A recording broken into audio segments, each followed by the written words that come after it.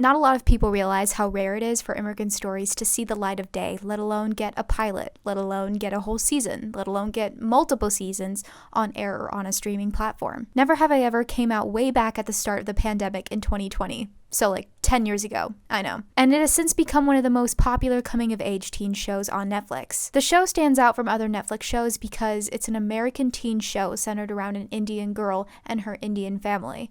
You just can't see that anywhere else. And I, as an Indian brown girl, was very excited for the series when it first aired on Netflix. And honestly, I had such feelings about season 2.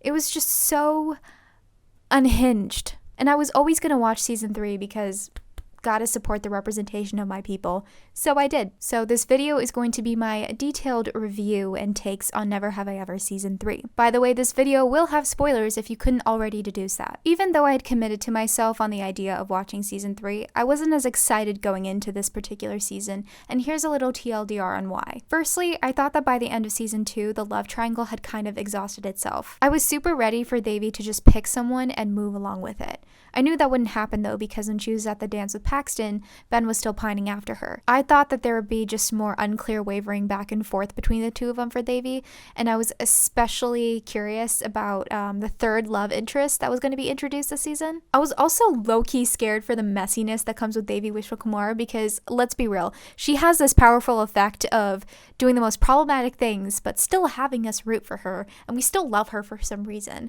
But like, she was just off the rails in season 2. Like, not a sensible or rational thought in her head in season 2. And, you know, because of her track record, I thought there was going to be some more problematic behavior in this season. I also thought that Kamala's boy situation had repeated itself in season 2. How she would be with someone and then the last episode she would realize that's not what she wants. And I was pleasantly surprised they didn't do that. They did something so much better, and I will get to that. Another thing that made me less than excited was how dirty Aneesa was done in season 2. Like, I love her and I wanted her character to be explored more, and I was especially upset that she and Ben were still together by the end of season 2. And I have many thoughts about her character in season 3, which I will also get to. And the last and biggest reason why I was wary about going into season 3 was because of the lack of growth in these characters in the previous seasons. Aside from Paxton in season 2, the characters hadn't grown, basically at all. Devi would still never listen to her therapist, hurt people, make horrible decisions. So, like, yeah, the bar was pretty low going in. And so I first want to highlight the things I am particularly happy and satisfied about in this season, starting with the fact that Devi grew. She spent so much time placing so much value on boys and her dating life. So she was a bad friend, she had outbursts, she made bad decisions, she hurt a lot of people in the process of learning and growing. Y'all remember when she blew off her friends in season 1. She also traumatized Aneesa in season 2 and constantly lashed out at people. And oh yeah, she cheated on Ben and Paxton. This season, she's more reasonable in how she reacts when her feelings get really big. She's now able to reflect on others' behavior and be able to walk away from a situation. An example of this is when the popular girls in school are really cruel to her because they don't understand why Paxton is attracted to her, and she's able to rationalize that they view her as nothing, so she should treat what they say the same way, like nothing. So she just walks away. Yes, her and Paxton's relationship ultimately doesn't work out because Devi had so much self-hatred for herself and for her own culture, but it made sense for them to break up because the relationship was built on Devi's fantasy of boys and her feeling unworthy. It's cool to see that at the end of the season, she has a nice friendship with him, and Paxton is also a character who's more than just a fantasy or his body. And a huge thing to note is that she moved on from Paxton at the end of the season, and she did that before deciding that she wanted to be with Ben. For this next thing, when I saw the trailer, I thought that a third love interest was very questionable. I wasn't sure how that was going to play out, and I wasn't feeling too optimistic about it. But this character is actually really important. He just right off the bat calls her internalized racism out. She calls him her cousin to everyone else at the party at first because she just assumed that he would be this loser just because he's Indian. And this has been there throughout all 3 seasons. It's just important that an Indian character had called her out. This was actually the beginning of her loving herself more as well. She saw a reflection of herself and her nerdiness and her culture in this guy that she deemed as cool and attractive and desirable. She needed to see and meet someone like that in order to push herself in the right direction. And it's almost as if representation matters. Anyways, I also thought it was kind of funny that Mindy Kaling sprinkled this little bit of truth about brown guys always like choosing their mothers. Circling back to Kamala, I thought that this season gave her her best storyline. I was so upset for her at other characters like Patti for pressuring her into her marriage. And honestly, she voiced from the beginning that she wanted to go slow with Prashant.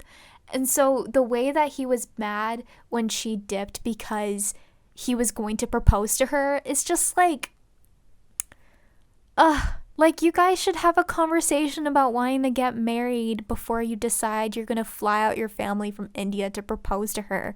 Like, she said she wanted to go slow. I like that she doesn't want to get married, and I especially like that she wasn't afraid to voice that. It's very consistent with how she's been about her relationships and work, and I think that it's especially important to show that marriage doesn't have to be the only option for women, Indian women especially. She also defends Manish when Patti is being especially cruel to him, especially when it comes to how he isn't Indian enough for her. Because that narrative is bullshit, and not knowing an Indian language or following all the traditions doesn't make you any less Indian. It's really important that she stood up for him instead of catering to what Patti wanted, even though in Eastern cultures there's a lot of value placed on respecting your elders. Because elders can be wrong, and this is a clear contrast to when Des failed to stand up for Devi to his own mom. Speaking of mothers, I love that they gave Nalini a storyline of having a female friendship. I was a little bummed when it didn't work out, but it helped support one of the best things about the series, which is the relationship between Devi and her mother. This season was really nice for Nalini and Devi because the relationship was at its strongest, and you can even see some growth in Nalini and how she eases up on Devi and has more patience with her. It was also huge when Nalini stood up for Devi and acknowledged that Devi has had a more than rough year. They've come so far. Another thing I liked is that they kind of killed the love triangle. Not that Ben and Paxton weren't love interests, because they were. It just took on a different shape. It was more like a ternary tree than a triangle. I'm a nerd. There's no cheating and lying, which is great. It's a more realistic reflection of the dating life of a young woman because she just dates them, not at the same time, but she dates them and figures out who she wants to be with and what she wants. Devi isn't the only teenager that grows. Paxton did the majority of his growing in season 2, but he still had some ways to go. We learned that he didn't just have multiple partners in the past, but that he hadn't treated them right. But he owns up to his mistakes and he apologizes to these women. It continues the arc of Paxton really thinking about what kind of man he wants to be. I would argue that Ben had a bigger arc because he learned how to take it easy on himself with the academics and stop being such a little bitch to people. Ben was already a mild jerk, but I think the writers really upped it this season to give him a place to grow from. He's such a dick at the beginning of the season, like a colossal asshole. He got a pretty rude awakening from Fabiola, Paxton, and his bowel movements. Oh, and I guess his art teacher. I think the scene where he and Paxton got vulnerable with each other was very important to get him to realize that there are more important things in life. I think it was also a great scene because it shows how young men can talk to each other about their feelings. After season 2, a lot of people talked about the problematic parts of the show, how Devi should date a person of color, how she needs a lot of development, how the boys also need a lot of development. And it seems like the writers took in the feedback really well. The writing for the characters feels more mature this season, and this is in alignment with how the characters themselves are also maturing and getting older.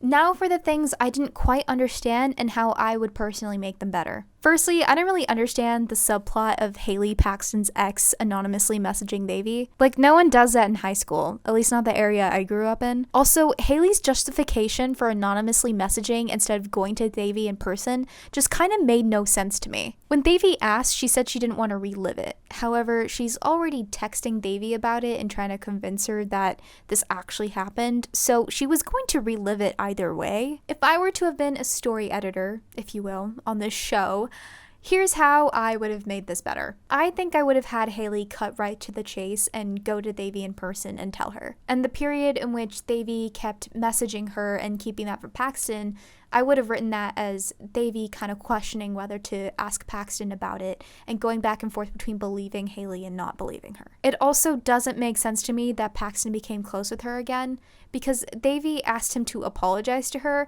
not become really close with her again.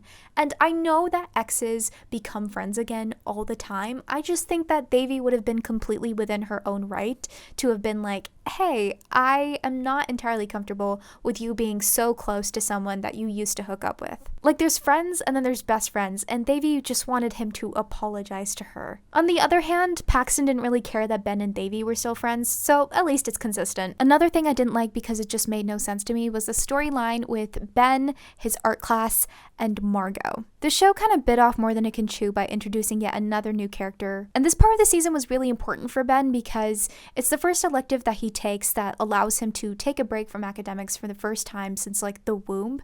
And of course, he gets this rude awakening that he's not great at everything. He gets to be on the receiving end of help for the first time, and he gets to acknowledge that talent and intelligence takes on many different forms, and that he just needs to ease up a little. But I think that Margot and the art class was just a boring way to do it. Like, I wasn't interested. Here's how I would have done it. That one scene in the hospital where he gets vulnerable with Paxton is not only important, but it was interesting for both those characters. I would have explored male bonding, male friendships, and vulnerability a little more with those two. Trent was actually in the class with Ben, and I think it would have been interesting if Paxton were in the art class as well. Or as a callback to his carpentry skills in season 2, if they were in like wood shop class together. And then because of that shared moment together, we could have seen a similar arc where Ben had to get help from Paxton, and they actually could have been friends. Then maybe Ben and Paxton could have had closure with each other and perhaps had a nice goodbye at the end of the season. Okay, these next few things aren't that big of a deal, I just wanted to point them out. Des's mom being insane and telling Des that he can't date Devi because she has issues with her mental health and grieving her father isn't unrealistic. What confused me is that the scene in the bathroom where she comforts Devi comes off as very genuine. She guides Devi through breath work, tells her that grief comes in waves and that she doesn't have to perform. But then she tells Des that she was in hysterics and going insane. That part feels weird to me because she's all about wellness and she knew exactly what to do and say to help Devi out. I don't know whether it was a director's choice or an actor's choice. I just think that we could have had some sort of indication in the bathroom that she was uncomfortable with how Devi was, and then it wouldn't have been so weird when we found out later that she kind of just switched up. That's a small thing though. The other thing I will say, Nalini letting Devi and Des date does not track. Especially since she's a junior, I think Nalini particularly, as someone who has seen dating and boys as a distraction for Devi, would have not wanted her to date Des. I suppose this is part of Nalini easing up on Devi, I just didn't think it would extend to dating. Cause guess what, now she doesn't have a good reason to tell Devi that she can't date Ben. So maybe that was a plot device for season 4, but we're just gonna have to see about that. But again, it's a small thing. The last small thing was the time jump because it made the pacing of the show a little weird. Seasons 1, 2, and the first 3 episodes of season 3 were all Devi's sophomore year, and then the rest of season 3 was her entire junior year. And I think it's because the writers didn't know the full scope of the show in the first season, and they also didn't know how many seasons they would have. I think it was only last year after season 2 had came out that they announced that they'd only have seasons 3 and 4 left. So they did what had to be done. It's fine. 80% of movies and shows in Hollywood is just business, so I get it. And then there's this last big thing that I really don't understand. I was so excited when Aneesa and Fabiola kissed at the end of episode 2. I was like, yes, Aneesa is going to be with someone she deserves and someone who deserves her. She'll get an interesting development as well, and she gets to be in a queer relationship, which is really cool. And I think, coming to terms with who you are and figuring that out in a new relationship, especially with someone who you once knew as a friend and are now navigating this new dynamic, is an interesting story. But they broke up in episode 8, out of 10 by the way, and just what was the point in having them get together if it was going to be so short-lived and to have them break up? There was so much potential there because Aneesa has always been so confident and able to stand up for herself, and Fabiola just figured out how to be herself and to be queer. And so I think it would have been cool to see how she maybe could have helped Aneesa out, and that we could have seen Aneesa actually not be so confident for the first time, and perhaps even had a storyline in which she, had to confront her family about it because maybe her family had thoughts about it. It would have been consistent with the show, but then they broke up and then Aneesa disappeared for the last 2 episodes of the season. And it just seemed like they didn't know what to do with Fabiola and Aneesa after they broke up with Eve and Ben. And they just could have kept them together. They should have kept them together if they were going to keep going with the storyline. That being said, I was actually very pleasantly surprised by the season, and I'm happy this show exists for the representation. It's pretty cool. That's it for this video. Thank you so much for watching and hearing what I have to say about Never Have I Ever. If you like this video, please give it a like and subscribe to my channel for more videos like this and other long form video essays. Thanks.